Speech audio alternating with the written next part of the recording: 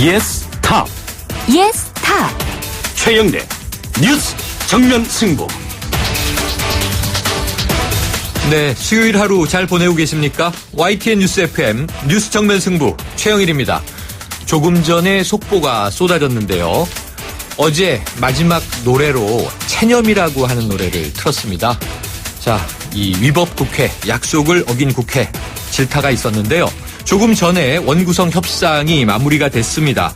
자, 과연 앞으로 어떤 20대 국회가 열리게 될지 기대 반 우려 반 계속 지켜봐야 할 것 같습니다. 한편 오늘 박근혜 대통령은요, 청와대 일부 수석비서관과 차관에 대한 인사를 단행했습니다. 특히 주목할 인물, 정무수석에 임명된 친박계 핵심 김재원 전 의원인데요. 청와대와 국회 관계를 풀어가는 데 큰 역할을 할 것이다, 이런 기대도 있고요. 또 회전문 인사라고 하는 비판도 이어지고 있습니다. 오늘 수요 스페셜 새남자의 정치수다에서 상임위 이 배분을 나눈 문제들, 그리고 이제 국회가 개원되는 문제, 여야의 앞으로의 셈법, 그리고 오늘 단행된 청와대 인사에 대한 평가 나눠보도록 하겠습니다. 정부의 지방재정 개편에 반대하면서 일부 자치단체장들 지금 무기한 단식 농성 중인데요.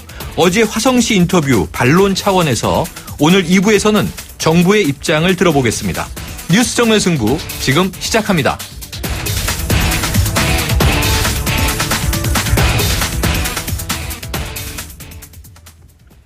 네, 이 청와대 정무수석의 친박계 핵심 김재원 전 의원이 임명됐고요.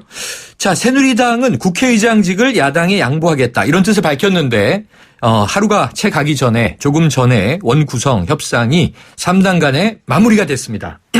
이와 관련된 정치권 현안 YTN 추은호 해설위원과 함께 알아봅니다. 안녕하세요. 안녕하십니까. 자, 먼저 이 청와대 개편 얘기 해보죠. 박근혜 대통령이 참모진을 추가로 개편했는데요. 그렇습니다. 이 정무수석 교체가 무엇보다 눈에 띄는데, 이 김재원 전 의원을 정무수석에 발탁한 배경 어떻게 분석하세요? 먼저 청와대 김성우 홍보수석이 발탁 배경을 설명한 게 있습니다. 그걸 네네. 보면은요, 김재원 전 의원에 대해서 국회에서 아주 다양한 경험을 쌓았다. 그리고 대통령 정무특보를 역임하지 않았습니까? 그랬죠. 그래서 대통령의 국정 철학을 잘 이해한다.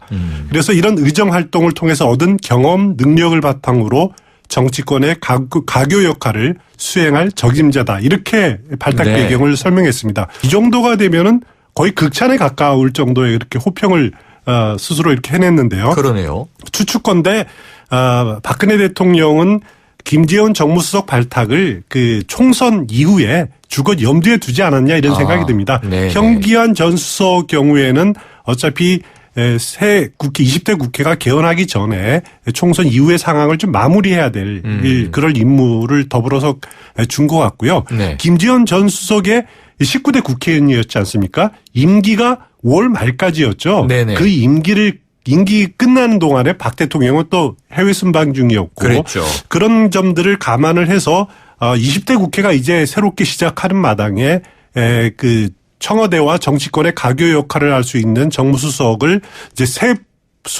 푸대에 담자, 그런 뜻이 아닌가라는 생각이 들고요. 네. 김재원 수석으로 보면은 뭐 잘 아시다시피 지난 총선에서 새누리당 공천에서 탈락을 하지 않았습니까? 그랬죠. 그렇지만 지금 그 지역구인 상주 군위 의성 청송, 거기에 이제 그 지역이 어떻게 보면 지금 내년에 재보궐선거 가능성이 지금 상당히 높거든요. 네.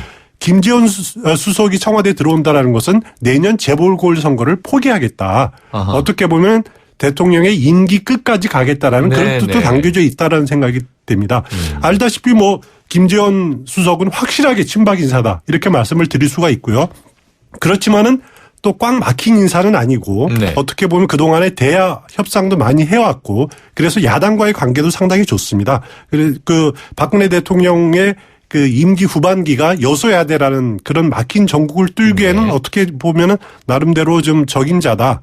그리고 또 여당과의 관계에서도 나름대로 역할을 하지 않겠느냐. 기획과 실무 능력을 겸비한 인사이기 때문에 박 대통령으로서는 나름대로 거기에 맞는 인사, 적임자를 뽑은 네. 것이 아니냐, 그런 생각이 듭니다. 자, 그렇다면 그동안 뭐 청와대의 소통에 대한 문제 제기가 계속 이어져 왔지 않습니까? 그렇죠. 앞으로 이 청와대와 정치권의 소통 좀 원활해질 수 있을까요? 먼저 오늘 그 두 야당의 논평을 보면은 좀 약간 뉘앙스 차이가 나는데요. 네. 더불어민주당은 이런 논평을 냈습니다. 청와대가 대화 관계 소통을 통해서 원만하게 풀어나갈 것을 기대한다. 네. 아주 상당히 우호적인 그러네요. 논평을 내놨습니다. 네. 그것은 아무래도 김종인 대표의 의중이 작용을 하는 것 같은데요. 아하. 김종인 대표하고 김재원 수석은 박근혜 옛날 선거 후보 그 선거 캠프에서 같이 일했고 2012년 대선 때요. 그렇습니다. 그리고 네. 두 분 사이의 관계가 상당히 좋은 거로 이렇게 알려져 있습니다. 네. 그렇다고 더불어민주당 김종인 대표 체제가 오래 갈 거는 아니고 그렇죠. 지도부가 바뀌면은 또 어떻게 바뀔지 평가 바뀔지는 뭐 차후의 문제입니다만은 일단 더불어민주당 지금 당장 좋은 이렇게 긍정적인 논평을 내놨지만은 반면에 국민의당은 그 해바라기성 인사다. 가교 역할 수행하기 어렵지 않겠느냐 이렇게 좀 부정적인 전형적인 야당의 그런 그 인사평을 내놨습니다. 네. 그 두 야당의 뉘앙스가 좀 차이가 나는데요. 그러네요. 김재원 정무수석은 아까 말씀드렸지만 그 기획 능력 또 전략 업무에 상당히 능한 사람입니다. 그 정무수석이란 사람이 과거에는 보면 그 자리가 그 정치권의 메신저 역할을 하는데 머물렀었는데 그래도 김재원 수석은 그래도 대통령의 브레인이고 기획과 정무 그 전략 능력이 좀 뛰어나니까 아무래도 행동 반경이 좀 넓혀지지 않을까 네, 네. 그런 기대를 하게 됩니다. 만약에 그런다면은 대화 소통 또 대여 소통의 폭이 아무래도 좀 넓어지지 않을까 이렇게 예상은 해볼 수 있을 것 같습니다. 네, 이 원구성 문제 교착 상황이요. 장기화될 줄 알았는데 오늘 오전에 사실 이 새누리당이 국회의장직을 야당에 양보하겠다. 전격 선언을 했는데 그러면서 이 서청원 이 의원의 국회의장 불출마 선언도 굉장히 회자가 됐고요. 그렇죠. 그런데 이제 저녁이 되니까 바로 원구성 합의가 이루어졌습니다. 앞으로는 어떻게 진행되게 되나요? 일단 오늘 여야 3당이 원내 그 회동을 통해서 합의를 했기 때문에 그 국회의장단을 뽑는 국회 본회의가 내일 오후 2시에 열립니다. 네네. 그래서 국회의장은 더불어민주당 그 소속 의원 중에서 맡기로 돼 있고요. 네. 부의장은 2명 아닙니까? 그렇죠. 한 명은 새누리당, 한 명은 국민의당에서 맡기로 됐습니다. 그리고 상임위원장하고 특위위원장 합쳐서 8대 8대 2, 18개 자리를 8대 8대 2로 3당이 나누기로 했는데 가장 관심이 됐던 분야가 법사위원장하고 네네. 운영위원장입니다. 몇 가지 중요한 요직 상임위원장이 있지 않습니까? 그렇습니다. 네. 법사위원장은 모든 법안이 통과되려면 거쳐야 되기 때문에 길목이라고 했죠. 길목이기 때문에 법사위원장 그리고 운영위원장은 국회 운영을 맡으면서 또 청와대를 그 소관 부서로 하고 있습니다. 국정감사하죠. 그렇습니다. 네. 그리고 정무위원회는 국무총리실로 하고 있고요. 이런 세 개 상임위의 일을 요직 상임위를 새누리당이 갖기로 했습니다. 네. 그러니까 네. 국회의장직을 양보하는 대신에 핵심 상임위를 갖기로 했고 물론 정보위원회도 새누리당이 갖기로 했고 네. 반면에 예결특위는 더불어민주당 그리고 외교통상위원회도 더불어민주당이 네. 갖기로 했습니다. 국민의당은 2개 상임위를 갖는데 네. 교문위원회와 산자위원회 이렇게 아. 2개를 갖기로 정리가 됐습니다. 그렇군요. 이 상임위원장 투표는 13일 오후 그러니까 월요일이죠. 다음 주 월요일이죠.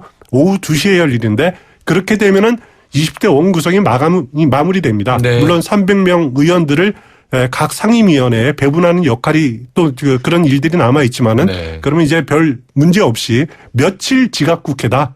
이틀 지각국회인 셈이죠. 네네. 그래서 그래도 그 과거에 비해서는 상당히 원구성이 빠른 시간 내에 마무리될 것 같습니다. 그러네요.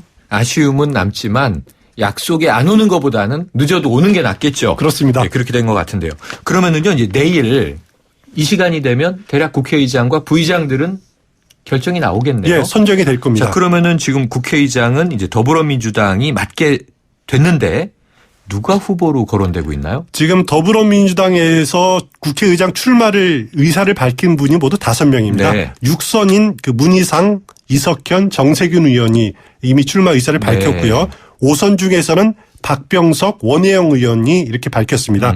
그런데 원혜영 의원 경우에는 문희상 의원과의 아주 친분 관계가 있기 때문에 문희상 의원 만약에 경선하게 되면은 자신은 포기하겠다. 네네. 뭐 이렇게 밝혔기 때문에 4파전으로 진행이 되지 않을까라는 아하. 전망인데 내일 2시에 본회의가 열리니까 그 전에 더불어민주당 별도로 의원총회를 열어서 아마 의원들이 투표로 후보를 결정하게 될 겁니다. 네. 뭐 지금으로서는 문희상 의원과 정세균 의원의 양강 구도가 아니냐 아하. 이렇게 보는 시각들이 많은 것 같습니다. 그렇군요. 한번 기대를 해봐야 되겠고요. 그리고 이런 소식이 들어와 있군요. 반기문 유엔 사무총장과 이해찬 의원이 뉴욕에서 원래 차 한잔 나누기로 하는 이야기가 보도됐었는데 그렇죠. 이 회동이 취소됐네요. 예, 그 회동은 이해찬 의원 측에서 취소하기로 이렇게 했습니다. 그 이유는 그 만남의 성격이 바뀌었다라는 그런 이유를 들고 있는데요. 아하. 이해찬 의원 측의 말로는 당초에 비공개로 차 한잔 하자. 네. 이렇게 한 것이 나중에 보니까 공개 또 되는 쪽으로 이렇게 돼서 이제 그 만남을 취소하겠다라고 했는데 아무래도 국내 언론에서 이제 대대적으로 보도하면서 반기문 유엔 사무총장과 친노와의 화해 자리가 아니냐. 네. 뭐 그런 것들, 그런 보도들이 좀 부담이 됐던 것 같고요. 그리고 또 오히려 이해찬 의원 측에서는 이런 만남이 자신들이 혹시 그 반기문 유엔 사무총장의 대권 행보에 이용당하는 것이 아니냐. 아하. 이렇게 좀 생각을 했을 가능성도 있습니다. 그리고 반기문 유엔 사무총장 입장에서 보면은 이해찬 의원이 기자간담회에서 이런 말을 했었죠. 외교관은 국내 정책 캐릭터상 안 맞는다. 그래가지고 이제 반기문 대망론에 제동을 걸지 않았습니까? 맞습니다. 그래서 좀 불쾌감을 좀 느꼈을 수도 있고요. 네. 아무래도 이 만남이 이렇게 불발되는 과정에서 양측의 감정의 골만 오히려 더 깊어지지 않았을까 이런 생각이 듭니다. 이게 뭐 아니함만 못한 이야기가 된 거네요. 결과적으로 그렇게 돼버렸습니다. 네. 자, 이 소식까지. 오늘 뭐 속보가 쏟아졌는데 추 의원님 너무 이렇게 쾌도남마 정리 깔끔하게 해주셔서 감사합니다. 지금까지 추은호 YTN 해설위원이었습니다. 온도와 습도를 항상 일정하게 유지시켜주는 항온항습기 전문기업 AR. 전산센터, 반도체 공장, 미술관, 박물관, 귀중품 보관실을 30년 축적된 기술로 AR이 지켜드립니다. 24시간 확실한 서비스 보장 031-497-0561 크리네어 테크. 크리네어 테크 집중기 주물 작업 연마 작업 페인트 작업 분진가스 냄새 연기 작업장 분진 이 세상에 못 없애는 분진이 어딨어 크리네어 테크 집중기가 다 잡아줍니다 크리네어 테크. 크리네어 테크 집중기 네, 1부는 여기까지고요. 2부로 돌아오겠습니다.